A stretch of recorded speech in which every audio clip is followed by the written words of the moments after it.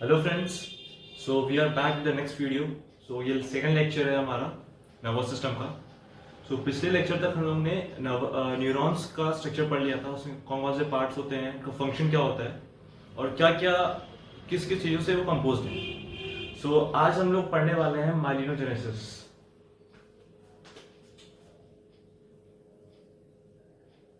Sorry,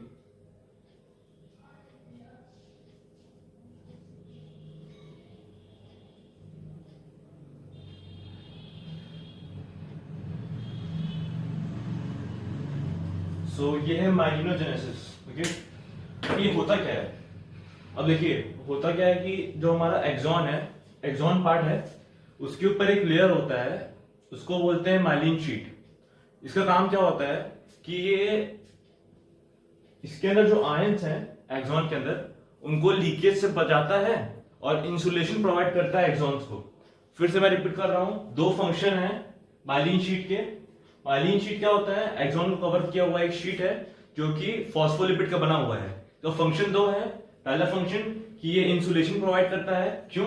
क्योंकि इसमें से क्या जा रहा है? करंट जा रहा है। Current in the sense impulse जा रहा है। ओके, सो जो करंट या फिर नर्व सिग्नल्स जा रहे हैं उनका लीकेज ना हो, उनको इंसुलेशन प्रोवाइड करता है। ओके, दूसरा है इन एक्सॉन्स के अंदर आयंस होते हैं, आयन चैनल्स होते हैं, आयंस होते हैं। तो इन आयंस का लीकेज ना हो, इसको भी प्रिवेंट करता है हमारा माइलिन शीट। ओके, सो हमने फंक्शन देख लिया। अब what is myelinogenesis? MYELINOGENESIS। Myelinogenesis, it is the formation of myelin sheet. It is the process of formation of myelin sheet.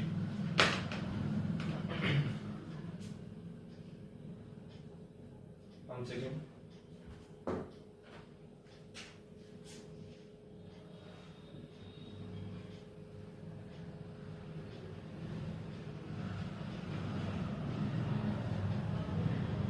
It is a process of formation of myelin sheet or medullary sheet. Okay, myelin sheet जो है इसी का दूसरा नाम है medullary sheet. So we can call myelin sheet as medullary sheet, both are same.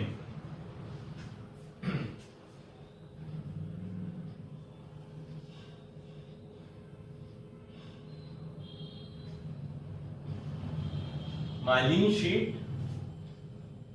what say, prevents the leakage of ions and acts as insulator।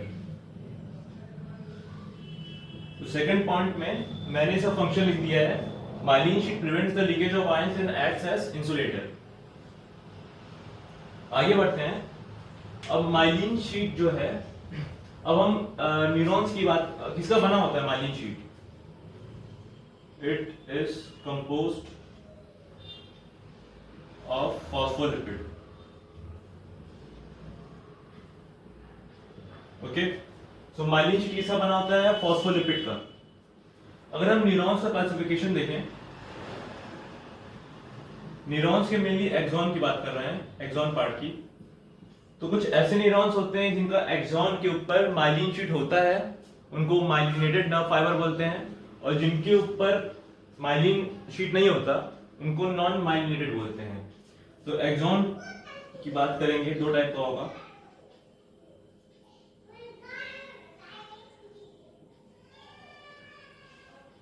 Myelinated और non myelinated.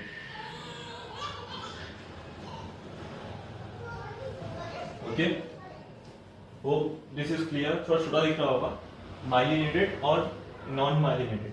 मैं try करूंगा थोड़ा बड़ा दिखूं। ओके, सो अब मैं थोड़ा सा सेटअप करने जा रहा हूं जिससे मुझे थोड़ा स्पेस मिलेगा।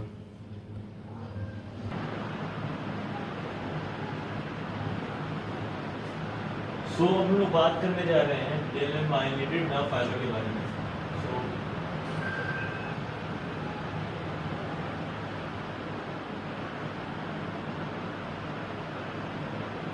The myelinated nerve fiber enclosed by Schwann cells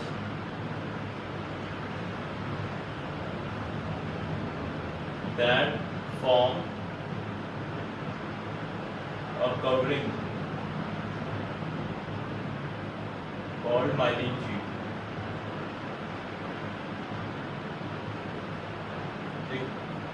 तो स्क्वान सेल्स जो है यही माइलिन शीट बना रहा है. ओके,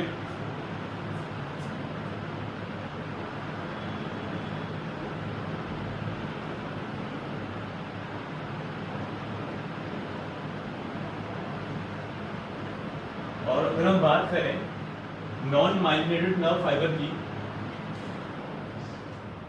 और अगर हम बात करें नॉन माइलिनेटेड नर्व फाइबर की, ये भी जो होते हैं इनक्लोज्ड होते हैं by Schwann cells which do not form myelin sheet. ये जरूरी नहीं है कि अगर स्क्वान सेल्स है तो माइलिन शीट होगा ही होगा, जरूरी नहीं है.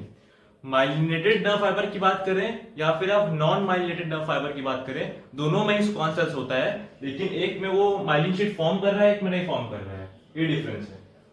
अब माइलिन शीट के बीच में, एडजेसेंट माइलिन शीट के बीच में जो गैप है उसको बोलते हैं नोड ऑफ वैन लियर.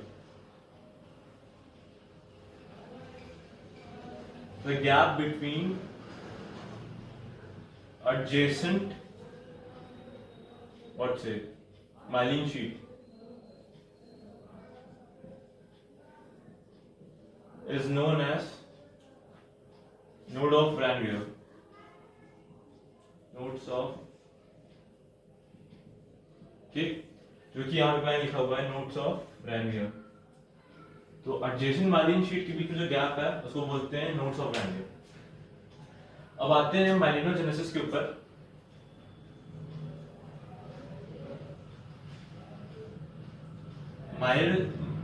माइलिनोजेनेसिस की बात करें, अगर हम सीएनएस से बात करते हैं सेंट्रल नर्वस सिस्टम में, और हम बात करेंगे पेरिफेरल नर्वस सिस्टम में पीएनएस. अब जो सीएनएस है सेंट्रल नर्वस सिस्टम, वहां पर माइलिनोजेनेसिस का काम करता है ओलिगोडेंड्रोसाइट्स.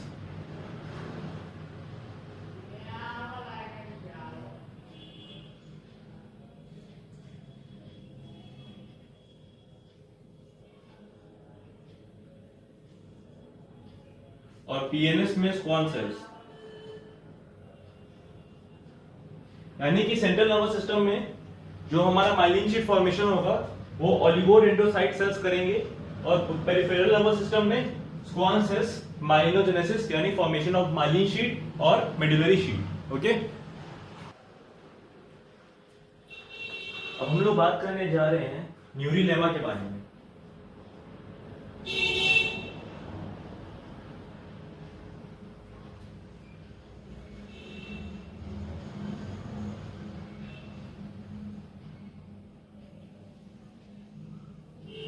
अगर हम एक्सॉन को देखें, एक्सॉन को सराउंड किया हुआ है सेल्स, जिसको बोलते हैं स्क्वान सेल्स.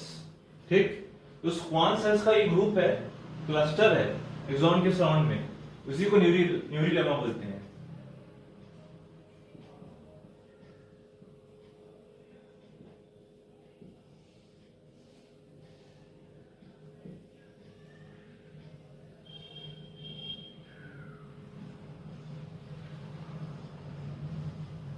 तो हमारा axon is surrounded by Schwann cells. Okay,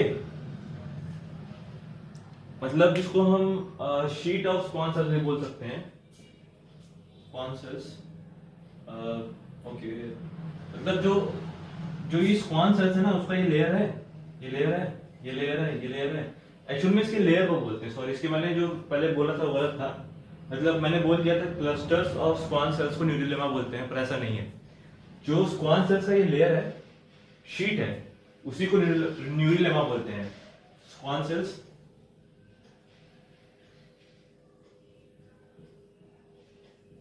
the sheet of squam cells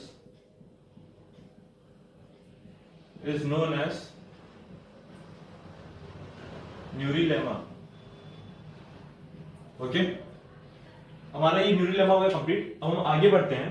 अब मैंने इससे पहले बताया था आपको कि न्यूरॉन्स दो टाइप्स के हैं on the basis of presence of myelin sheath. पहला है हमारा माइलिनेटेड नर्व फाइबर और नॉन माइलिनेटेड नर्व फाइबर। तो जो हमारा माइलिनेटेड नर्व फाइबर है वो देखते हैं हम लोग कहां पाया जाता है। माइलिनेटेड नर्व फाइबर होता है हमारा क्रेनियल एंड स्पाइनल नर्व। जो क्रेनियल और स्पाइनल नर्व्स हैं वो हमारा एग्जांपल है माइलिनेटेड नर्व फाइबर का। ओके, तो हमारे क्रेनियल नर्व्स क्या होते हैं, जो हमारे ब्रेन से निकलती हैं क्रेनियल नर्व्स। जो हमारे स्पाइनल कॉर्ड से निकल रही हैं जो नर्व्स, उनको स्पाइनल नर्व बोलेंगे। तो हमारा जो ब्रेन से और स्पाइनल कॉर्ड से नर्व निकल रहा है उनके ऊपर माइलिन का शीट होता है, इस वजह से इनको माइलिनेटेड नर्व फाइबर बोल रहे हैं। अगर हम बात करें नॉन माइलिनेटेड नर्व फाइबर की, तो यहां पर प्रेजेंट होता है जो हमारा ऑटोनॉमस नर्वस सिस्टम है और सोमैटिक नर्वस सिस्टम है, उनके जो न्यूरॉन नर्व्स होते हैं वो हमारा नॉन माइलिनेटेड होते हैं। इसका मतलब उनके एक्सॉन के ऊपर माइलिन शीट प्रेजेंट नहीं होता।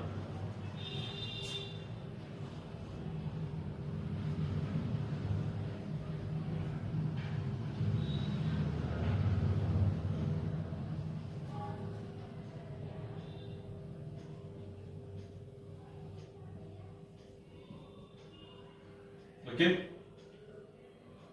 तो हमारा एग्जांपल्स हमने पढ़ लिए, मतलब माइलिनेटेड नर्व फाइबर कहाँ पे होता है, एग्जांपल्स क्या हैं और कौन से जो नर्व्स हैं वो नॉन माइलिनेटेड होते हैं।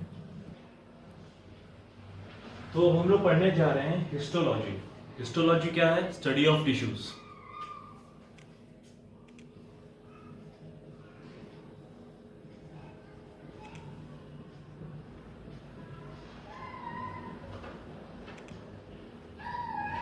ओके, हिस्टोलॉजी अब जानते हैं स्टडी ऑफ टिश्यूज। तो हम बहुत डिटेल में टिश्यूज का स्टडी नहीं करेंगे, बस ओवरव्यू देख रहे हैं। यहाँ पे एक छोटा सा पॉइंट है, यहाँ पर नर्वस टिश्यू में हम लोग दो पॉइंट्स देखते हैं, एक ग्रे मैटर और white matter. So grey matter की बात करें,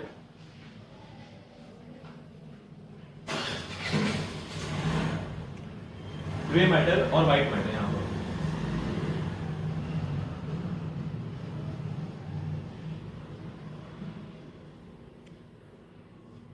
जो हमारा ग्रे मैटर है ये किससे बना होता है, इनकी में क्या होता है। ग्रे मैटर में प्रेजेंट होता है हमारा cytons composed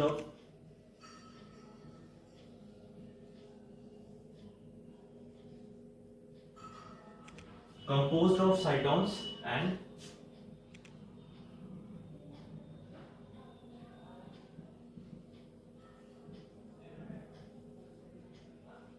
non myelinated nerve fibre. Okay, और व्हाइट मैटर की बात करें,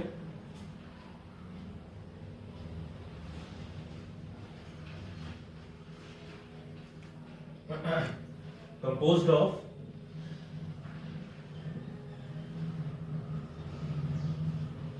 माइलिनेटेड नर्व फाइबर। ओके, तो ग्रे मैटर हमारा क्या, composed of cytons and non myelinated nerve fibre. White matter की बात करें, composed of myelinated nerve fibre. ठीक, अब यहां पर एक अरेंजमेंट देखना है हम लोग को। कुछ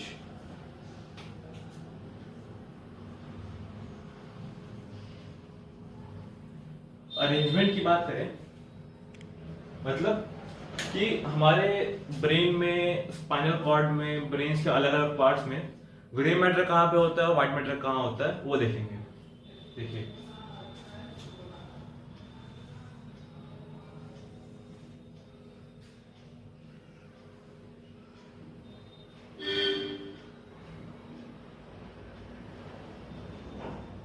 GM means grey matter denote कर रहा है, WM मीन्स व्हाइट मैटर।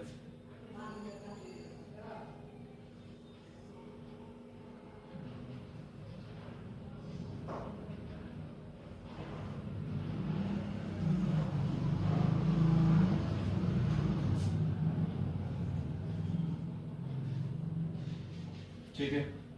अगर हम पहले अरेंजमेंट की बात करें, पहला अरेंजमेंट में ग्रे मैटर अंदर है, व्हाइट मैटर बाहर है। ऐसा कहां पर देखा गया है? ऐसा देखा गया है पॉन्स में,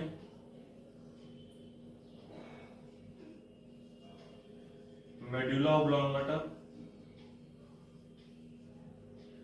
और स्पाइनल कॉर्ड।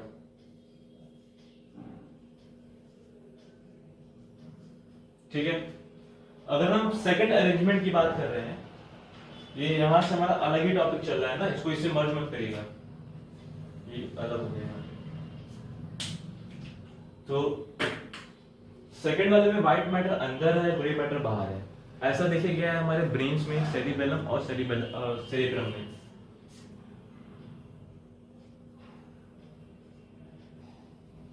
सेरिब्रम और सेरिबेलम। ठीक है।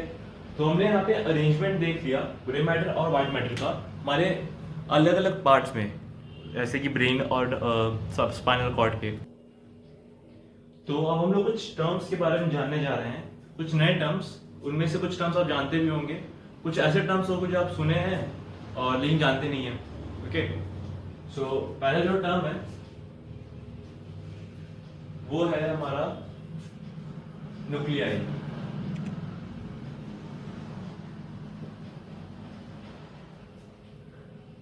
Nuclei, it is the collection of cytons in the CNS, that is central nervous system. Okay.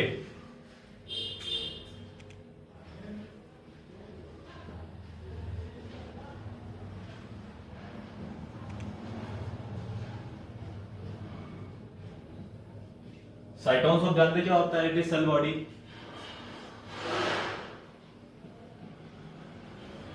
It is collection of cytons in the, it is collection of cytons कहां पे? in the CNS। CNS से full form central nervous system. Second term जो है वो है ganglia या फिर ganglion. Ganglion is the singular term and ganglia is the plural of ganglion. So what is ganglion? The same thing above, but some difference. It is collection of cytons or cell body in the PNS.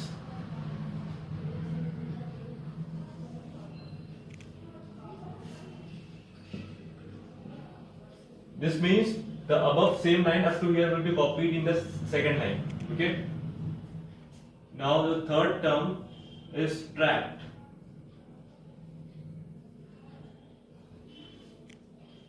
It is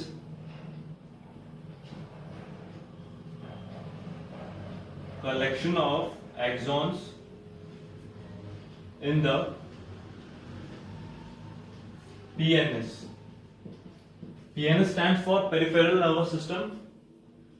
Now coming to the fourth term, that is nerve. It is collection of axons in the, it is CNS.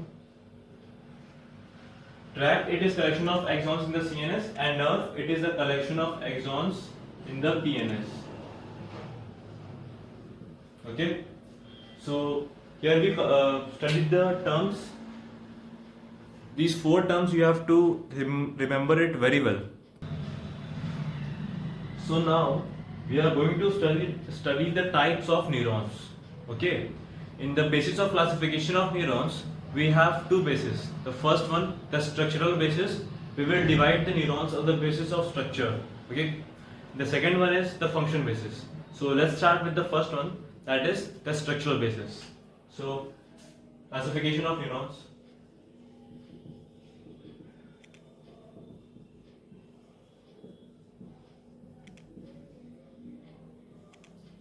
Basis, first basis. The basis is structure. Okay. So it is, the types are, first one, here we go, that is, there are five types of neurons On the basis of structure, the first one is apolar neurons.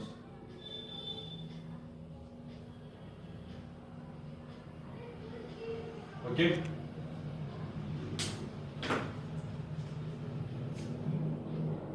No axon,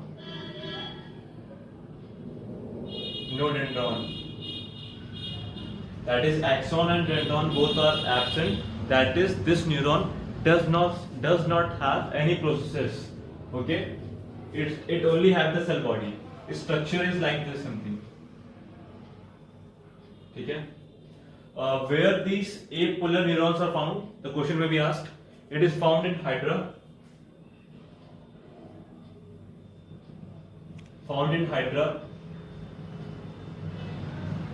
and it is also found in amacrine cells, and horizontal cells of retina.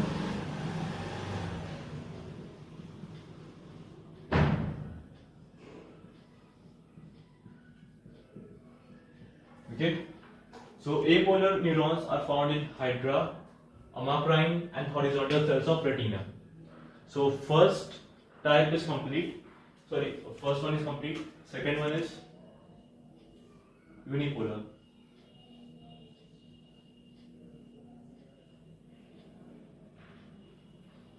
Unipolar neurons, as its name suggests, it has one processes. Okay, and that one is axon. Okay, one axon, no dendron. If we see the structure, it will be like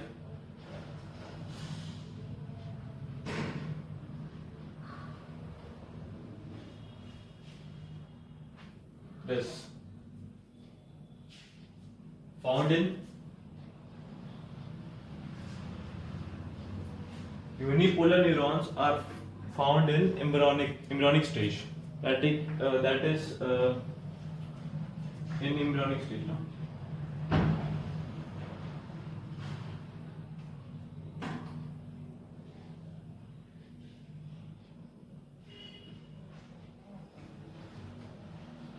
Okay, this one is complete. Now coming to the third one, that is bipolar neurons.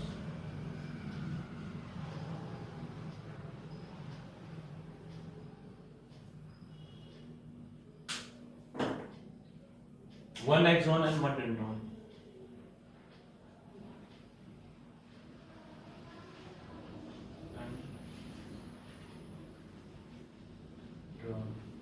The structure is like this.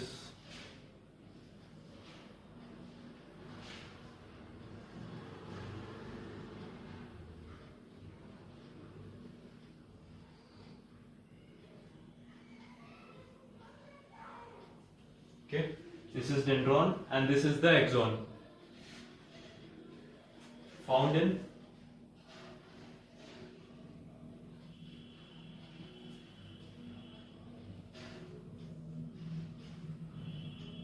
olfactory epithelium. अब जो चौथा हमारा है वो है multipolar.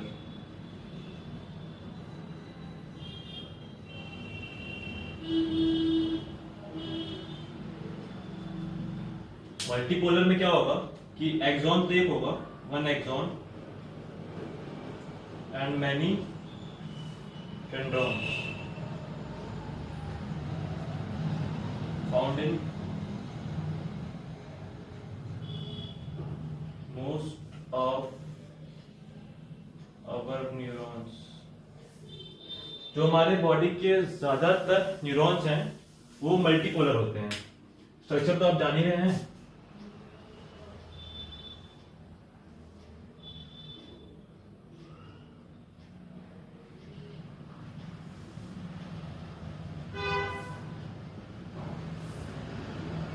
ठीक है, ये हो गया हमारा मल्टीपोलर न्यूरॉन. अब जो लास्ट है वो है pseudo unipolar.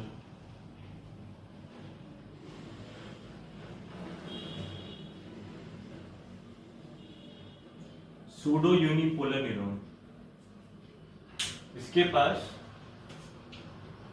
One axon and no dendron, ठीक है। फाउंड इन,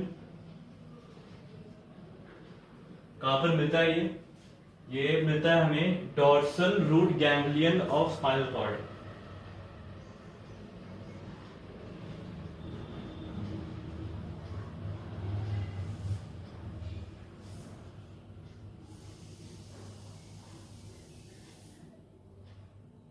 ठीक है, तो डायग्राम देख लेते हैं।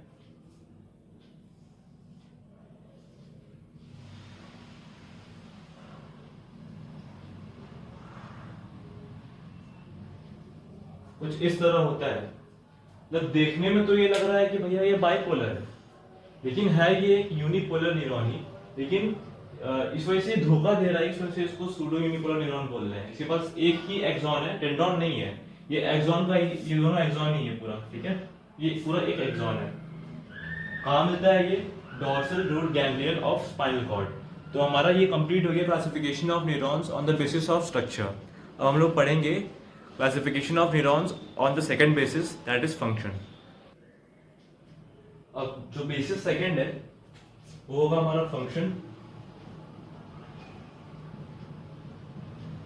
इसके बेसिस पर हम लोग न्यूरॉन्स को तीन पार्ट में डिवाइड करेंगे।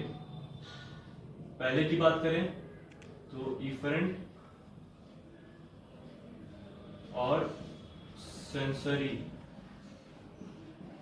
न्यूरॉन, ठीक है। क्लासिफिकेशन ऑफ न्यूरॉन्स का ये पहला है हमारा इफरेंट या सेंसरी न्यूरॉन। ये जो है ये नर्व इंपल्स को लेकर आता है सेंस ऑर्गन्स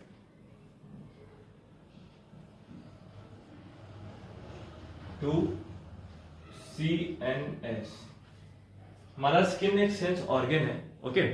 तो हमारा सेंस ऑर्गन से लेकर CNS तक जो नर्व लेके आ रहा है, न्यूरॉन लेके आ रहा है, वो इफरेंट या सेंसरी न्यूरॉन कहलाता है। अगर हम सेकंड टाइप की बात करें तो वो है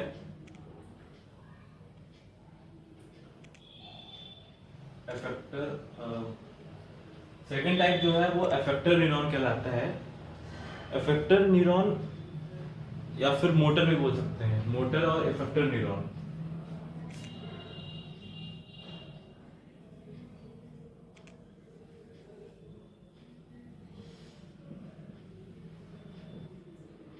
ये क्या करता है कि ये नर्व इंपल्स को CNS से सेंस क्या बोलते हैं ऑर्गन तक लेके जाता है। CNS to effector muscles.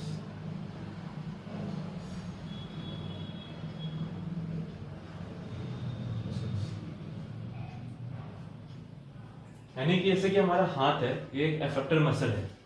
तो मैंने अपने आप से बोला कि ब्रिजेश तुम अपने हाथ को फोल्ड करो, तो मेरा CNS से जो मोटर न्यूरॉन है वो यहाँ से गया हुआ है, उससे मैसेज जाएगा और मैं अपना हाथ टर्न कर लूंगा, फोल्ड कर लूंगा। तो यहाँ पर हमारा दो कंप्लीट हो गया। और तीसरे पे आते हैं। जो तीसरा है वो उसको बोलते हैं इंटर सेंसरी न्यूरॉन, या फिर नहीं इंटर न्यूरॉन बोलते हैं, या फिर इंटर कनेक्टिंग न्यूरॉन बोलते हैं।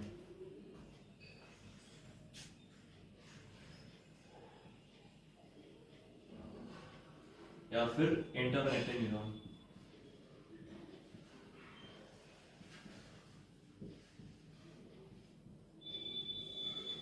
ये वाला जो है इसका मतलब बहुत ही कोई क्लियर कट फंक्शन नहीं है।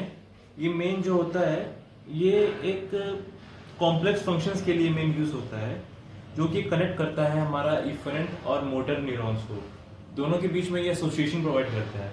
ओके, सो इन तीनों का फंक्शंस आप समझ गए। इसके बारे में तो डिटेल में हम लोग नहीं जानना है, मेन ये दोनों से। तो आज का लेक्चर हमारा यही कंप्लीट होता है। So thank you, all the best.